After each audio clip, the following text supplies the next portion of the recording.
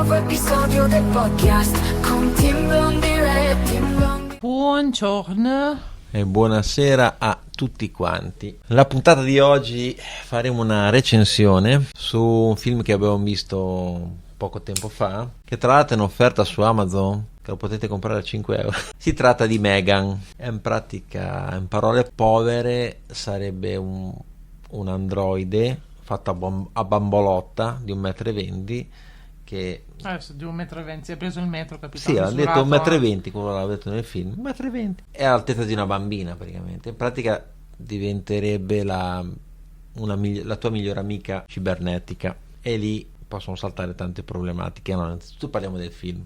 Allora, io come sempre vi dico, se non l'avete visto, per piacere raga, chiudete tutto, spegnete tutto e quando lo vedrete venite e ci ascoltate, se avete ancora voglia, perché qui con Matex non si sa mai, qua spuntano spoiler dopo spoiler con Sicuramente salta fuori spoiler. Quindi lasciamo chiudiamo tutto e ci vediamo nei tempi migliori. Vi saluto, ciao.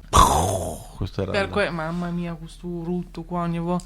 Comunque, per quelli invece che sono rimasti, cioè io e Matex, ce la cantiamo, ce la suoniamo da soli. Si va a fare anche un caffè. Bravo, fammene uno. E allora, partiamo dal presupposto che a me il film non mi ha entusiasmato tanto, in realtà proprio poco e niente. Mi aspettavo molto, essendo che sta uscendo adesso il secondo. Sì, secondo capitolo. Quindi mi aspettavo chissà cosa, ero molto fiduciosa, invece niente di nuovo, in realtà, di tanti che ultimamente ne abbiamo visti un po', di film anche sui robot, insomma, ste robe così, quindi non mi è sembrato nulla di diverso, non capisco perché facciano pure il secondo capitolo, ma che cazzo serve, basta, chiudi, butta quella Potete spoilerare anche perché ho visto il trailer. Vabbè, mi fai finire di parlare, Sì. mo. Il film è noioso, quasi metà del film, raga, se non dormite è già una fortuna. Dalla metà in poi sapete più o meno già come finisce, perché ovvio. Poi vi dico anche che la bambina, che purtroppo vabbè perde i genitori, quindi poverina per 2 secondi, perché da quando si trasferisce dalla zia diventa di un'arroganza, alza le mani e grida, fa che io stavo lì e veramente mi prudevano le mani, perché dicevo, se c'avevo io una bambina così, raga, cioè con il primo pugno non pugno, calcio in macchina, tipo, raga, la bambina camminava a piedi, ve lo dico, la lasciavo dove cavolo era e camminava a piedi fin dove dovevo arrivare, cioè non mi interessa niente, un fastidio, proprio l'atteggiamento brutto per tutto il film. Tutto una roba incredibile, non ve lo consiglio, veramente, guarda, perdete 1 ora e mezza dalla vostra vita per non vedere niente di nuovo, perché ce ne sono molti film simili, serie TV, quindi a me no, 0 stelle, 0,00000. Niente, mi ha sorpreso anche a me il fatto della ragazzina che aveva perso entrambi i genitori. Però su quel fatto lì, allora, ci può stare che uno nella vita può capitare, però su questa cosa qua non è che puoi essere scusata di qualsiasi cosa, perché comunque l'educazione ti deve rimanere, a prescindere da chi hai perso o non hai perso. E lì sua zia ha sbagliato, diciamo, che l'ha voluta adottare, e c'erano anche disponibili comunque all'adozione il fratello o la sorella, mi ricordo, del papà della bimbetta, e in pratica non l'hanno neanche consultati. Non so perché è andato precedente direttamente alla zia, cioè alla sorella della mamma, rispetto al fratello o la sorella del papà. E quindi io penso che già quella cosa lì mi ha fatto un po' pensare, ma scusa, ho fatto una riunione tutti quanti e vedete un attimo che, visto che la bimbetta era in un ambiente familiare con mamma e papà, era meglio con zio e zia, cioè una coppia, che solo la zia, perché ovviamente questa zia qua, tra l'altro, ha sbagliato anche lei, perché era in un momento della sua vita che era molto impegnata a fare un progetto, quindi il tempo che poteva dedicare a lei non era come magari aveva con entrambi i genitori, la bimbetta, quindi. E lei, per compensare, allora ha ideato appunto questo tra virgolette sta bambola cyborg, cosa cavolo era, per farle compagnia. e a mio avviso è diventata una cosa molto morbosa da parte della bambina, perché ovviamente si appoggiava parecchio a questo androidetto qua. È il fatto che forse ha sbagliato anche a lasciargli troppa libertà, nel senso la libertà di connettersi, di interfacciarsi con un periferico. Questa qui si scaricava tutto da internet, cioè si è evoluta in una maniera allucinante. E comunque un'altra cosa, che appunto anche il fatto, pur di proteggere la bambina, non aveva alcun problema a spedire da un'altra parte chi dava fastidio. A spedire da un'altra parte, nel senso proprio a fare proprio il pacco, raga, vi mettevo nel pacco, andavo alle poste, a vi tocchi, spediva. infatti col cane di quella là da una parte, quella là pure, però è una testa di cazzo alla vicina anche, comunque c'è da Sì, ma dire. che c'entra, scusami, anche noi ci abbiamo i vicini testa di cavolo. Mo mi compro una Megan, raga, perché veramente io volevo sempre vivere in un condominio vuoto. E vedi tutte le sagomette stampati. No, se mi segue qualche mio vicino, sto scherzando, a parte alcuni, Sì, che sarebbe da prendere a schiaffi dalla mattina alla sera. E quindi comunque alla fine del film, diciamo, questa androide qua viene, ovviamente fa la fine di istruzione, però è stata anche un po' ostica farla fuori, e viene dal fatto che io sono rimasto del comportamento della bambina, nel senso, prima voleva assolutamente l'androide, almeno parlarci, e la zia proprio la considerava come niente, raga, la zia non la considerava proprio. Nel secondo momento invece, quando l'androide litigava con la zia, ho pensato, perché adesso invece va contro l'android? Nel senso, io mi aspettavo che appoggiasse l'android, come dire, vedi che allora lei mi vuole bene.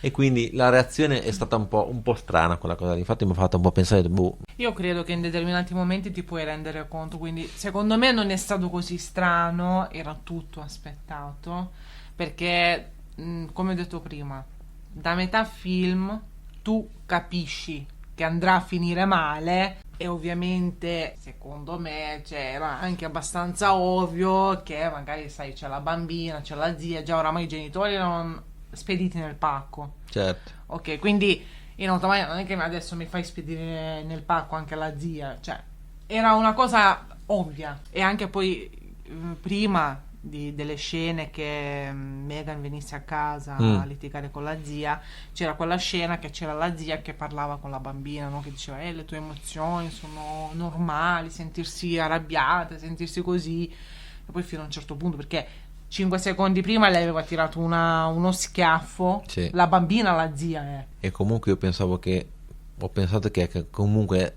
non era stata tanto educata dai suoi genitori, perché anche quando nelle scene iniziali era col tablet era assorbitissima dal tablet, proprio ignorava i suoi genitori.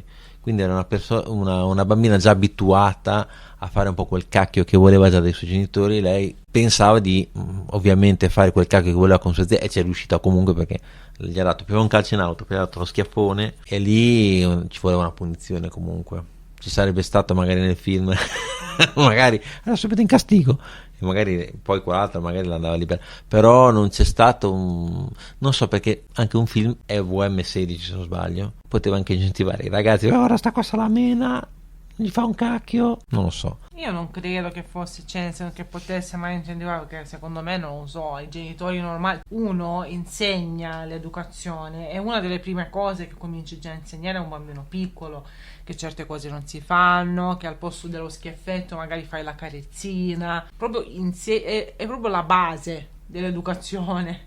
E anche il fatto, diciamo, di sentirsi arrabbiata, come diceva la zia, io penso sì, perché quando magari perdi una persona ti fa male, noi tutti esterniamo i nostri, diciamo, il nostro dolore, la nostra perdita in modi diversi. Cioè magari chi piange da solo vuole stare sempre da solo, chi magari è sempre arrabbiato, ed è giusto che sia così, però secondo me per tutte le cose c'è un limite. Non puoi lasciare una bambina di non so quanti anni aveva, 10, fare veramente tutto quello che vuole. Cioè anche il fatto di Megan, del robot, no? Che poi le faceva, diciamo, sta cosa per imparare di più a sta Megan, no? Perché poi la dovevano, tra virgolette, vendere, no? Tutto il resto. Cioè anche lì ci dovevano essere degli orari, che tu magari puoi stare con Megan, non so, da tot a tot, non che ti stai tutta la giornata, che poi appunto alla bambina serviva una persona che le stesse vicino, perché giustamente è una bambina, 10 anni, ha perso i genitori, e cavolo, sì che le serve qualcuno. E anche il fatto della zia che non ci arrivava, la lasciava 24 ore su 24 con sto robo, cioè, praticamente stavano nella stessa stanza, poi quando la bambina dormiva, cioè sono cose secondo me da entrambe le, proprio sbagliato a prescindere tutto, proprio tutti i rapporti, il modo di sbagliato, tutto sbagliato, non mi è piaciuto per niente. Sì, le uniche scene clou erano quelle.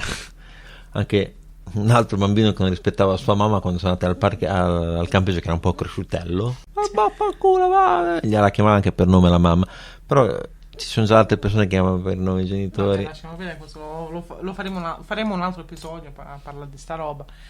Sarò strana io, ma veramente io. Poi c'era una scena quando praticamente, cioè, c'erano questa parte del film dove questa Megan era prima legata, perché avevano capito che c'era comunque qualcosa che non andava, insomma la zia aveva capito che c'era qualcosa che non andava, l'avevano legata in questo garage, in questo studio dove lavorava la zia, e questa vabbè si libera ovviamente, fa quasi fuori un collega della zia, però sopravvive, e vabbè poi va avanti e fa praticamente fuori un po' tutti quelli che capitano.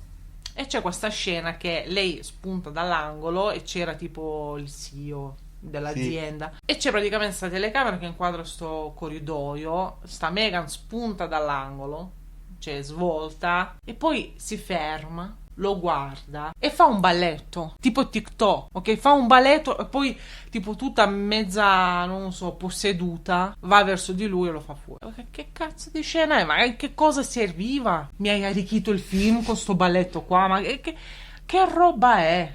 Cioè, io guardavo stupito, ho detto, ma che cazzo è? Magari faceva il siparietto come Hit, veni in balletto. Guarda, tu non mi puoi proprio... Megan e Hit non me le puoi proprio mettere nella stessa frase. Va bene. Non ti permettere mai più. Va bene, allora per chi volesse vedere quel film lì, sapete dove buttare i soldi, lo trovate su Amazon. Ciao.